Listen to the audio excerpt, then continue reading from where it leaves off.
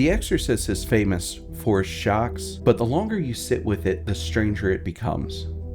Tonight, we want to talk about why this movie still feels unsettling long after the possession ends. Come join us.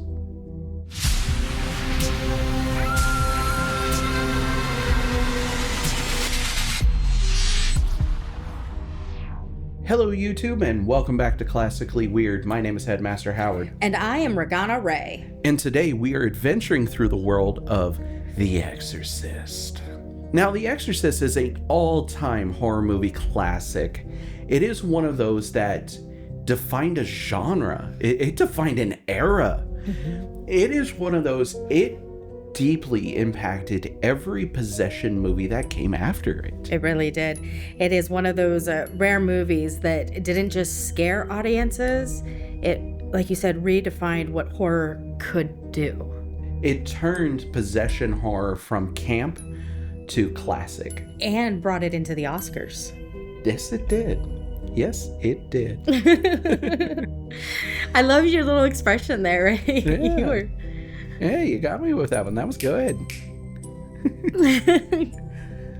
If you can't tell already, Regana and I are actually big fans of The Exorcist. We have been exposed to this a long time ago. I'm sure as many of you have. Like I said, this is one of those classic horror movies that defined a genre. And if you're a horror fan at all, you're familiar with The Exorcist, even if you've never seen it. This has been referenced so often in so many different horror movies, not even just horror movies. It's been referenced in everything from Family Guy to parody horror movies to it's just, there are so many different genres that have taken pieces from what The Exorcist has brought to the table. And some people may not know this.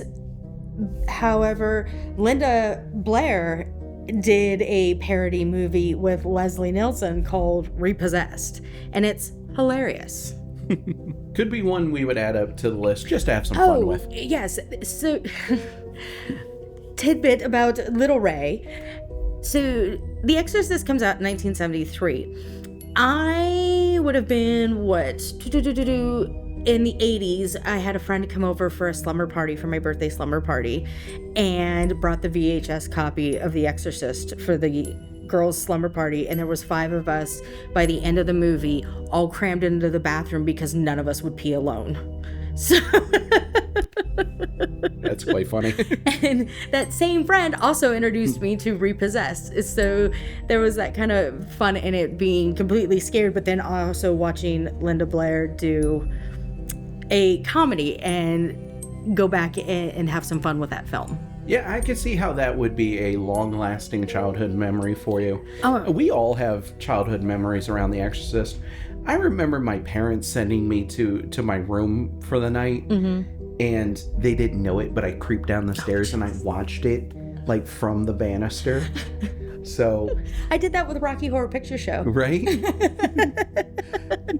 So this is one of those iconic movies. Like, I do remember this from my childhood. It's not one that I watched often, but it's one that definitely left an impression. It does, and it's also a long movie. It's over 2 hours. 2 hours and 12 minutes. So it's 100 and hold on one second here. It's 122 minutes. Yes, of your life. But it's a building story. It gives you background, you have some history, and it's not a jump scare one. So it definitely keeps you in through that 2 hours. Yep. Even for being a movie from the 70s. It definitely keeps you ingrained. It keeps its hooks in you. Now, I don't know if you knew this. Well, I'm sure you know this part, but here in Tampa, that every year the Tampa Theater does, horror on Franklin, Nightmare on Franklin Avenue or Franklin Street. And one year they did a re-showing of The Exorcist, and Linda Blair came as a guest speaker for after the showing of the movie. I have 2 friends that went and said it was amazing getting to sit there and chat with her. Oh, that's awesome. And you know them, Steffi and Christy. Oh, yeah. If you ever see this, girls, okay. I love you. 2 of my horror girls. Now, this was directed by William Friedkin William had actually just finished filming The French Connection, which had won Oscars and all that stuff. So he comes off of winning an Oscar and he's got that energy going in. And honestly, he treated this set of The Exorcist as not a fantasy, but it was procedural. So he takes the science, the theology, and the psychiatry elements, and he presents them in ways that are profound and well thought out, with some caveats that we're going to get into. He was also famous for being, let's say, very method with the way he was on set. Actors were terrified, they were exhausted, and sometimes injured. I have heard about one of the injuries, and are you going to go into that? We're going to get into some of that in the spoiler section. I'm just leaving some of that here in the spoiler free for everybody. Now, William partnered up with another William Peter Blatty, who was the writer of the Exorcist novel. Now, he wrote that novel in 1971. They began principal shooting of this in 1972. So the novel came out, and 1 year later, they were shooting a feature-length film. Wow. It was that much of a cultural phenomenon. Wow, that is a quick turnaround. Very quick. I mean, you're talking about screenplays and all of that you need to... Not that I know, like, all the ins and outs of creating a movie, but I'm just thinking... But also to get a studio to back it, and this was backed by Warner Brothers. Yes, it was. Now, William Peter Blatty, he, like I said, he wrote the novel, but he also wrote the screenplay for this. That's right. So you got the same writer. So that streamlines the process somewhat. Now, he actually got inspired to write this based on a true paranormal haunting incident, a true possession incident that took place in 1949. It was the possession of Ronald Doe. Now, eventually it came out with his actual last name and all that stuff, but that possession case happened in Silver Springs, Maryland, and it was a big cultural phenomenon. It was one of the times that they actually used an exorcist. They actually brought in a Catholic priest and did the exorcism and all these things, and it made headlines. William Peter Blatty saw it in the headlines, got inspired by the story, and wrote what we see in front of us. He did make some changes, obviously. Instead of a 14-year-old boy, it was a 12-year-old girl. But, I mean, really, the core of it is very similar. Now, I would have to go back and look, but I thought that I saw somewhere that Blatty also learned about some of this case while he was a student. Was he a student at Georgetown at all? I might have to cross-reference that. Yeah, look into that, because I didn't find any information about that. In my research, something else came up. Now, another fun fact about William Peter Blatty, he was also a devout Catholic, which is why Catholicism is pushed so heavily through this movie. His core question wasn't, is the devil real? It's, why would God allow this? And how do humans endure it? That was his core, like, pushing question through creating this. And yeah, really, I think that's about all I can offer up in the spoiler-free section. We've touched pretty heavily on this already, but Regana, is this a movie you would recommend to people? Yes, no? Oh, yes. Because yes. Do you want the because? It is classic horror, and it did define such a genre and really put horror on the map. So just seeing where that came from is worth your time, and what possession and how it has evolved in all of the different possession movies we see today. Absolutely. Possession, demonic, ritual, Catholic Church involved type movies, which we know I have a fondness for. Yeah, and I agree with you on all those points. This is definitely one of those, like, if you are a fan of horror, you have to check it off the list at some point.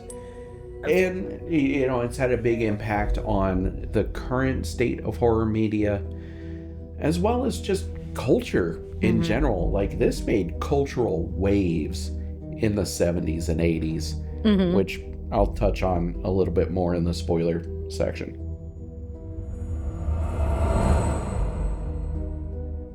All right, everybody, welcome to the spoiler section of our conversation around The Exorcist.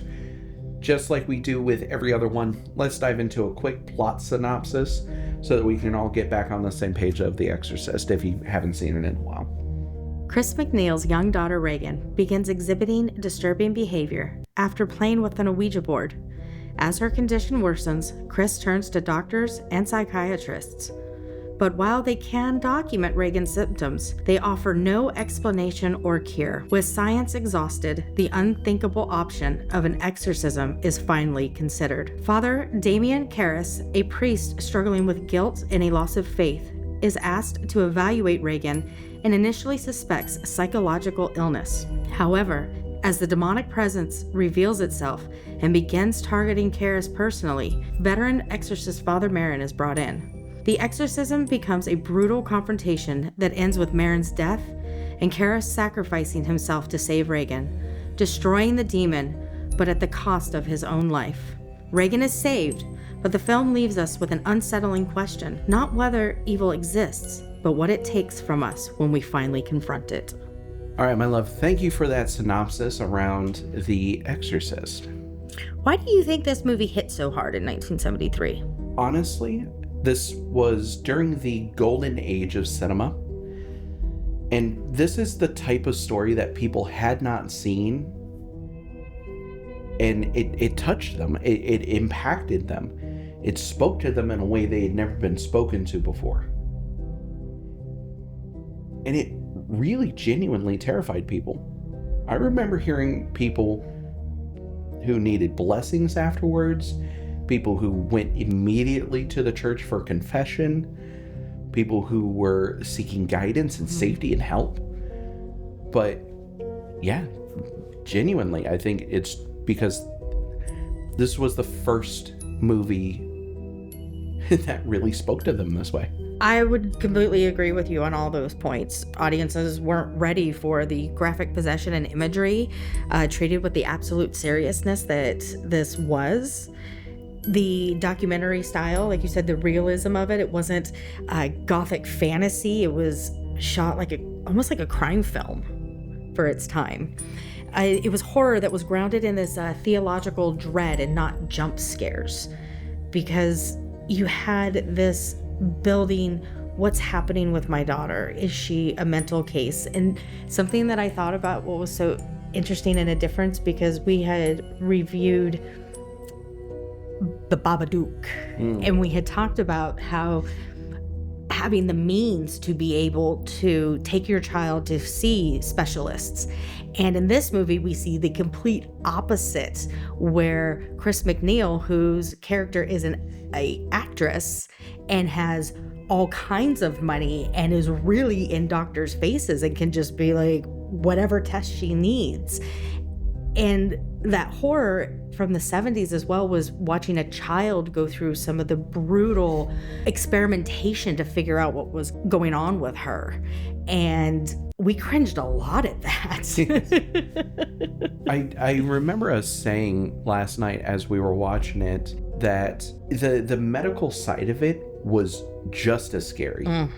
It was cringe-inducing. It was really unnerving. Cannot remember the last time. Oh, no, I do remember the last time because it was last night when we watched. Being as woozy as I was when she was having the procedure on her neck. Oh, yeah, when the doctor sticks the thing up in, and I was like, oh. Absolutely. So I completely understand why people were vomiting in the theater, because you've got the medical procedure. And if anybody is any of those people, or if somebody else just makes the noise, that they lose it, and you have the scenes that are happening with the famous vomit scenes. So of course people were freaked out and panicked. Do you think that the demon was after Regan, or do you think it was after Marin but used Regan to draw him in? That is such a great question, because I was trying to figure that out along the way, because when you look at Regan and her mother, Chris, and they have no religion, faith. They have no faith, and that is discussed. And So why would a demon go after this child?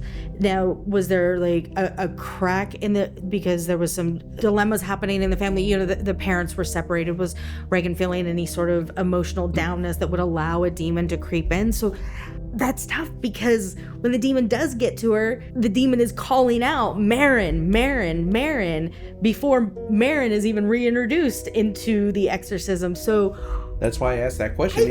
Is she bait, or is she the target? Yes. And I still couldn't figure out how that would have connected them. Or is that just the weird twistedness of fate? You know, she found a Ouija board. You know, who left the Ouija board there? Were they renting that house? Because she said that they had a house that was being built. So she finds the Ouija board. I don't know. What's your theory on it? Because I would love to know. I think perhaps Regan was the target, but as the possession was growing in her, as the demon was, you know, kind of taking hold, he saw the inevitability that Marin would be called in. So, because you have that with demons and possessions and all that, you have the concept of the unknowable truth. So the demon probably saw the dominoes falling into place that Marin would be called in. And, okay, so I went into spirit think talk. Okay, what do we know of when we play with improperly Ouija boards? We know that we open up a portal of energy, and while something that's in this room right here is like, oh hey, I can talk to you, as you've opened up that portal of energy, who's to say that, like you said, Pazuzu caught onto that, and then knowing, hey, because, you know, demons get around, so do angels, but, you know, so that's an interesting theory. That would be that whole thing. So that, yes, that she was the bait, the interested child. And what's this little game? Absolutely. And the fact that we're still questioning it after all this time is one of the great things about this movie. It's one of the things that has really made it latch its hooks into horror culture. And it also, there's a thought of evil can be portrayed as evil portrayed as ancient. So how old the Mesopotamian, so it's ancient, but it's also patient, but it's also indifferent. So it doesn't care about your faith. That is what kind of shook me in there, because I've brought it up before and I forgot about it with The Exorcist, that don't demons usually go after the Catholics? But this one reminds us, demons don't care. They'll come for anybody if it's going to benefit them somehow. And you want to take that concept a little bit farther. Let's start talking about how cursed this production actually was. What? Okay. So the actual filming of this had a lot of stuff happen that was chaotic. Okay. First of all, the set that was used for the McNeil house actually burned down while filming. Was all of it? No, except for Regan's room. Right? That's Regan's room was except for Regan's preserved. Room. That's wild. It was very strange. They had to rebuild almost the entire set. That's part of what made this movie take 200 days to film. Oh my gosh. That's over half a year. That's almost 2/3 of a year. Apparently there was deaths of cast members as well. Yes. As far as that goes, I do remember very abruptly saying, like, man, that death happened quick. Or we even questioned as we were watching through last night, well, wait a minute. He just saw his mother in the insane asylum, and now they're saying she's dead? Well, that's because her actress actually died. Oh my gosh. That's why you kind of chuckled at me too.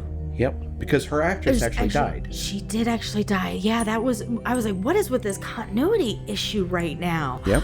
Oh my gosh. And then if you also pay attention, the last time that we see Burke, the producer, or the director, scummy, yeah. He was scummy, right? He was drunk, he was leaving the party and all that stuff. That was the last time we actually saw him. But they had to do something with his character anyways, because Regan had said, hey, you see him a lot, right? He comes around all the time. Well, off camera, he died too. What did they die from? Did you capture notes on that? No, I don't have direct notes on those, but they did both die while this movie was being filmed. So they go through explaining, oh yeah, I left Burke upstairs with Regan, and then he got tossed out the window. Tossed out the window. But we never see him again.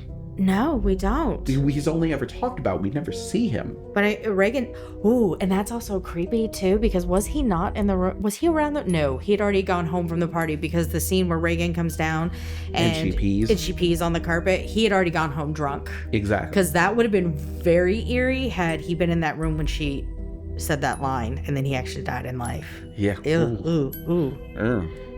Whew. There were also multiple cast and crew members that were injured while filming this. Real priests were actually brought in and blessed the set more than once. Oh, wow.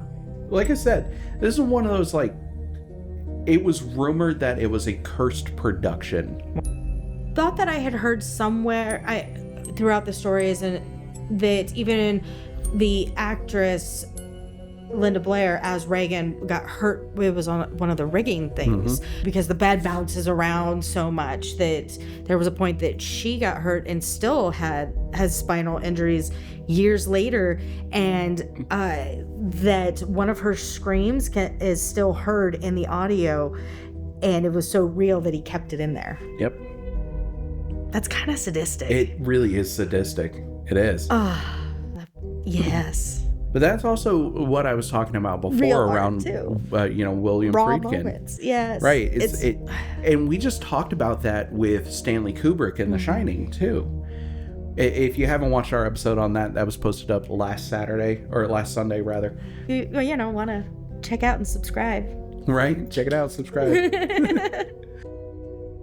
Yeah. This was definitely one of those. It was, oh God, people really thoroughly claimed that this was a cursed production. And why I brought this up here, you were just talking about that stirring up of old entities, they're patient, but they're also not necessarily the nicest. Okay. Do you think that has anything to do with the story that was being told, with the story and the entities that they were messing with? Because Pazuzu is a real entity from Mesopotamian culture. Do you think that was a element in the happenings? Where in the movie, please remind me, that they actually say Pazuzu? Like, I've always known that somehow. And even when you said it, I didn't dispute it, but I was looking and trying to find, because I feel like also over the years that I have caught this movie and watched it at slumber parties, this was the first time that I'd really come to sit down and watch from our reviewing perspective. The demon's name Pazuzu is never actually spoken in the original 1973 movie, The Exorcist, while the demon is identified as Pazuzu in the source novel and script. Director William Friedkin chose not to mention it to maintain the mystery, only referencing the statue found in Iraq. Thank you. I knew that there was more to that because I was really looking for that. And I feel like there was that scene where it's the statue and she's like clawing up to it, that there was like a Pazuzu sound or something in there, and I was listening for it and I was like, nope, it wasn't there. So that's why I wanted to question and remember why we knew it was for sure Pazuzu. So yes, messing around with any sort of energies when you bring that in, and I don't know how much the Williams combined knew about Mesopotamian theology and proper practices in working with demons, angels, other elements. And if you're not making proper offerings, then suddenly you have a sacrifice on set, unfortunately. So that could have really caused some of that havoc. But then also, this movie blew up to a point that it's iconic. So there was some give and take in there. You had some tragedies, but you also have an iconic movie at the end. Not just in plot or in cinematography or anything like that, but also in like the effects, this was a pioneer for multiple effects. And that's part of what drew the audience in too. Practical effects? Practical effects. There's no CGI. Yep. In fact, last night as we were watching this, we were looking at the pea soup scene where Karras gets hit in the face, and I mentioned, I was like, I got a fun fact around that. And I immediately said pea soup, and you're like, nope, so here we go. I'm ready. This is what you were waiting for. Yes. So, as far as all that rigging and all that goes, how that was actually done, they were blowing into tubes to actually, like, blow it out. Okay. And they blew too hard. Uh-huh. It had shifted and actually hit Karras in the face. Oh, jeez. It wasn't originally supposed to hit him in the face. Oh, jeez. It was supposed to hit him in the chest, but it hit him directly in the face. So what you're seeing from him is a genuine reaction of like, oh, what the hell? Oh, my gosh. Oh, and if you expect... when you're not expecting to get hit in the face. And then Father Marin, when he gets hit with in the glasses and just keeps on rolling with it, that is where he earned the veteran Exorcist term. So been there, done that. On the topic of Marin, right? The actor who played him was 46 at the time of shooting. They used practical effects, practical makeup to age him. They really did age him, and his limp and his mannerisms. He nailed it. I mean, even just the pill, the holding of the pill, the shaking of the hand. Yep. Yes, I mean, my father has tremors and shakes, and that's almost it's a hard tick to hit. It is. And watching him, I full on felt that he was a veteran of the world. That is the power of practical makeup and effects. Wow. Done right. Yes. Yes. Not only was it around the practical effects and all that stuff that this movie was a great pioneer in, but it was also the sound design for this. So they utilized a lot of what's called infrasound techniques, low frequencies that cause unease. I've talked about this before, how the audio experience around a movie actually is at least half, if not more, of the experience. So everything from risers, tension builders, so on and so forth, to stings, things that break that tension, are absolutely key. And then you have things like this, like the infrasound technique that they utilized, that's a constant hum in the background to keep you on ease throughout the entire thing. Even when there's no audio, there's still that hum. That frequency and vibration that... Yep. That's brilliant. It really is. Because for a 2-hour-long movie, we were both up watching. We even got spooked. We did. We did. We had a genuine scare here last night while we were watching this.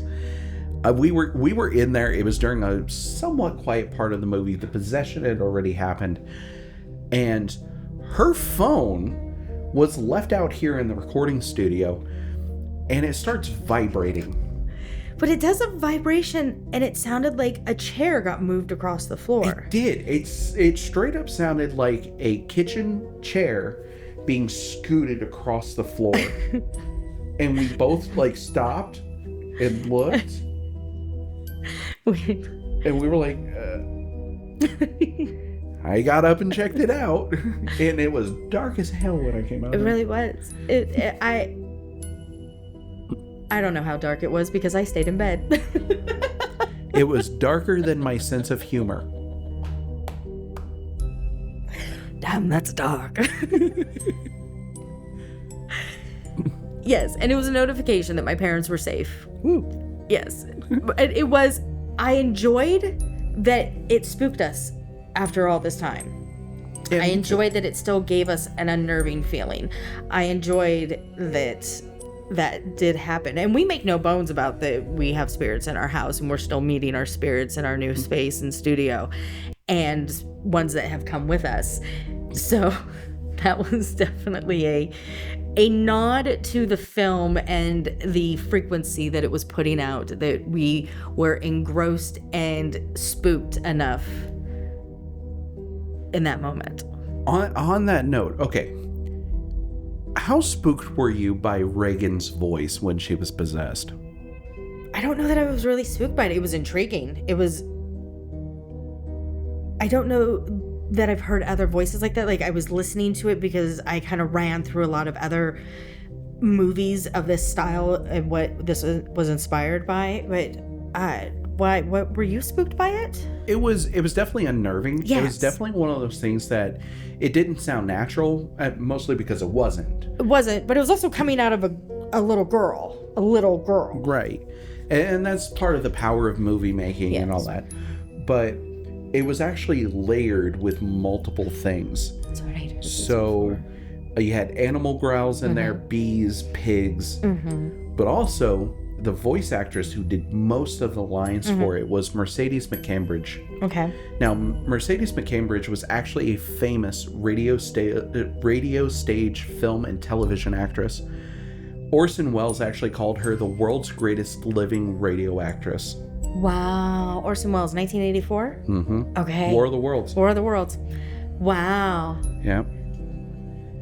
Back in the day, radio was before we had TV, so huge nod and compliment to her. I mean, her voice was amazing, and I did look back. Something that I noticed very heavily in this movie was the cursing. There's a lot of cursing. Wow.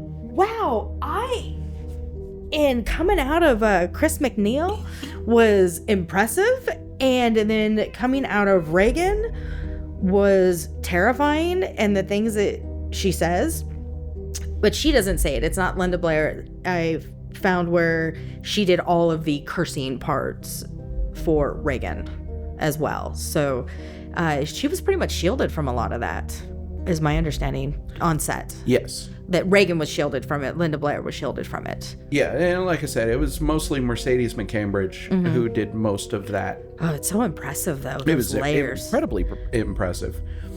Now, you mentioned the cursing being something that stuck out to you. Something that stuck out to me about this was all the smoking. Oh my gosh, you did. You called it out. We even tried to... This is like a pro-smoker commercial, man. Everyone is smoking, and they're smoking in multiple scenes. Doctor's offices, like the doctor walking out from examining her, just like lighting up. The priests. Yeah, the priests. it was like...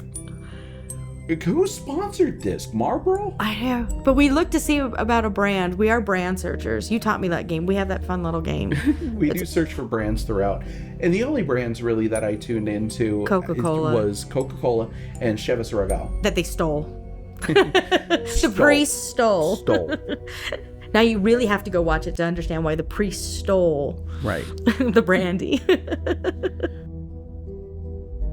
What do you think really terrifies people about possession? Not just this movie, but the concept of possession. The idea that possession could affect the most innocent, and that being a child. Those are the first cases that we have heard of. And what are we here to, what do we protect? Animals and children, the innocence of the innocents. And that you see Regan, this adorable girl that's living her best life with her mom as an actress, and innocently meets Captain Howdy and enters into this realm of torture, and her trying to help me get out, and nobody believing her, and her mother that is taking her through all of this stuff, and that torture that happens. And then this voice, and you see her shift and change, and her skin changes, and her mother is screaming, "That's not my Regan, that's not my girl." And the fact that something that can get into something so innocent, and that's what was introduced to us, and that as a parent you have no control over it because medicine's not going to do anything. They're doping her up on the strongest things, and you're watching this terror happen. You hit on everybody's fear that I play a game and something can crawl into my body. I go digging out in the dirt and find an ancient relic and something can dig into my body. I think it really introduced us to the possibility, and that the church was involved, and something that everybody looks up to the church. So the core of your thesis there is that it's the tainting of purity. And the taking over the losing control. My thesis is that it is purely around the loss of control, that loss of agency, that loss of, okay, if this happens, this is what I'm going to do. If that happens, that's what I'm going to do. There's nothing you can do for this. Nothing. So you start grasping at straws, trying to figure out what the solution is. And that's the real terror. It's I don't have a fix for this. And really, the exorcism didn't work. The fix was supposed to be the exorcism. It didn't work. He takes him into his body. That's not a true exorcism. An exorcism is banishing and getting rid of, not transmuting into another body. That's not it. So the exorcism didn't even work. So really, we're left with exorcisms can lead to soul jumping, and then this person, in the end, Father sacrificing his life to potentially get rid of the demon. First of all, when you're dealing with true exorcisms, they can take months. They can take a long time. So we saw one night. We saw the first night. And honestly, we saw a very powerful first night. And really, Father Karras there at the end, that goes back to that grasping the straws that I was talking about before. He was out of options. Marin was dead. He had the experienced one who was gone. And he said, you know what? Come into me. Take me. So it wasn't an act of faith. It wasn't that the exorcism itself failed. It was Karras acting out of desperation. There was the desperation. He lost his mom. He had all that guilt. That was a heavy part of it. There is discussion on him losing his faith. Yes. And when you're looking at your life, and he wanted to get out of what he was doing, and he's lived his life and he doesn't know where to go from there. But you have a child that's trying to live her life, so you become the sacrifice. But is that in the name? Who is that in the name of? Or is it a man trying to do what he thinks is the right thing and protecting a little girl in the moment, going back to that purity, which goes back to that purity thing, but then also can freak people out in the aspect of, because what is a parent going to do if you are standing over one of our babies and the same sort of thing is happening, and are you going to exhaust to that option? You and I have so many other things that we would go through before that. Yes, we actually have some education around this topic, but if all else fails, probably. Hey babe, before we get to the end, would you like to hear about the possession movies before The Exorcist? Sure, because honestly, in even my film history knowledge and all that stuff, this is the first one I know of. So what do you got for me? Okay, this first one, it has the little hyphen over Haxan, Haxan, from 1922. This is a silent Swedish-Danish film, is the true ancestor.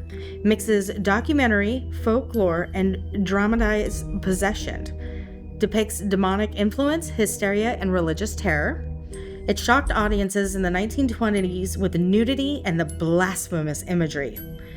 It frames possession as something cultural and psychological, not just supernatural, a thread The Exorcist later made deadly serious. Sounds like it's right up my alley. Mother Joan of the Angels from 1961. This one's important and often overlooked, apparently. Based on real 17th century covenant possession, which we'll have to look into. Stark art house, deeply unsettling. Focuses on repression, guilt, and eroticism. Another one sounds right up my alley. It apparently treats possession as existential horror. not spectacle. And apparently Friedkin admired it. Oh, okay. The Innocents from 1961. Again, not explicit possession, but spiritually adjacent. Children as potential vessels of evil, psychological ambiguity, corruption of innocence as the core horror. You can feel it as the DNA in The Exorcist, slow burn dread. That slow burn. Oh, and The Exorcist was definitely a slow burn. And this is the one that I think that you'll go, that's right. Rosemary's Baby, 1968. Yep. Okay. This is a direct predecessor that had satanic influences, enters modern life. No overt exorcism, but absolute spiritual violation. It's urban, intimate, and believable. Without Rosemary's Baby, The Exorcist likely wouldn't exist in the form we know. Yeah, okay. I'm surprised I didn't remember that one. I actually, in fact, okay. Genuinely, I thought that Rosemary's Baby came out after Exorcist. You know what? I think I wondered that too.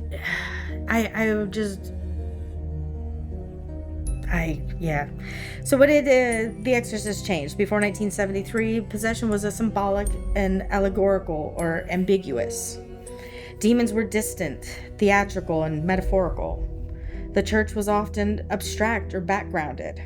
After 1973, possession became physical. The ritual became the ritual became realistic. Evil became biological, invasive, and obscene. And exorcism became a cinematic event. That's why nearly every possession movie afterward, The Omen, The Exorcism of Emily Rose is one that I want to put on our 2027 list. Hereditary, and The Devil Rides Out. Hereditary's coming up later this year. Oh, we're going back to Hereditary. We're going back to Hereditary. Woo! Woo! Hereditary may have actually truly launched our we should discuss horror movies. Yeah, that was definitely crucial in this. Yes. So, okay. Buckle up. Buckle up, baby. And don't stick your head out anywhere. No, stop. You know what? Did you even notice? I haven't done that in a long time. I took Mr. Bunny to the bed with us to watch The Exorcist. And I actually looked over and I said, we haven't watched this one in a while. That's how long my Mr. Bunny's been with us. Mr. Bunny even makes an appearance in Bunny Loves You. So, but yes, that was movies. Sorry, that may have taken a little bit longer, but I was very excited about that list. Now, my love, you mentioned that you wanted to talk about awards that this had won. So yes. Let's go ahead and knock that out. And I think we're coming up to our wrap up. So I did say earlier that The Exorcist brought horror into the Oscars. It did actually have 2 wins. Best Adapted Screenplay for William Peter Blatty. Best Sound Design Robert Knudsen and Chris Newman. It did have nominations, 10 in total, for Best Picture, Best Director, Best Actor, Jason Miller, Best Supporting Actress, Linda Blair, Best Supporting Actress, Ellen Burstyn, Best Cinematography, Best Film Editing, Best Art Design, Best Sound, Best Adapted Screenplay win. Wow. So it was the first horror film ever nominated for Best Picture. So that alone was seismic in that time. It did go on to win Golden Globe Awards for Best Motion Picture in a Drama, Best Director, Best Supporting Actress Linda Blair, Best Screenplay.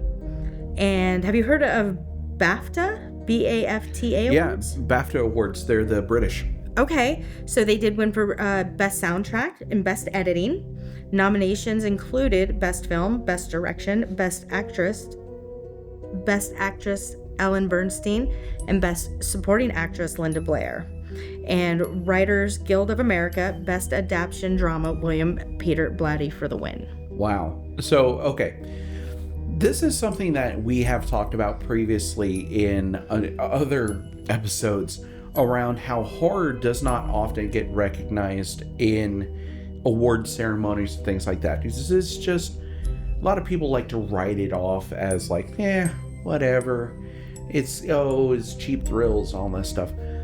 So this was one of the first ones, or this was the first one to have Oscar nominations, period. Yep. So even though it's forced award bodies to take horror seriously and prior to The Exorcist, horror films were just there to scare audiences.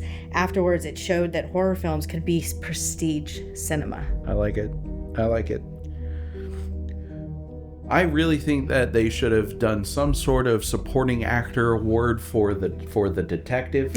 I'm just saying, but I could just be saying that because I genuinely kind of connected with him when he was like, "I'm a film critic. I like to talk and critique," and I'm like, "Me too, bro." Okay. Well, I think with that being said, we have gone through everything that we wanted to talk about with The Exorcist. Really? Absolutely. Yeah. I hope that even this gave you an insight of it, and you may just sit down and enjoy it when spooky season comes around again. Absolutely. What's our next one, my love? Saint Maud. Neither one of us have seen that. It is a new one to us. It came out in 2019. Okay. It's about a nun or a nurse that goes to extreme lengths to save a patient of hers. Oh. What is our theme for February again? Moral and mental collapse. Do you think that The Exorcist hit on moral and mental collapse? Both. Absolutely. Absolutely. Yeah. Now, final question for everybody, and go ahead and leave your answer in the comments below. Why do you think that this still works after all this time? Even going back to it now where we have all of these possession movies that we do now, why does this one still hit home? Like I said, leave that in the comments below. While you're down there, if you want to ask a question or join the conversation, feel free to join in there. And you know what? Let's see if we can gamify this for you. Let's see if you can purify the spirit from you by hitting that subscribe button in the next 5 seconds. 5, 4, 3, 2, 1. Did you do it? I'll keep Pazuzu away. Hail back. All right. Well, with that being said, stay weird.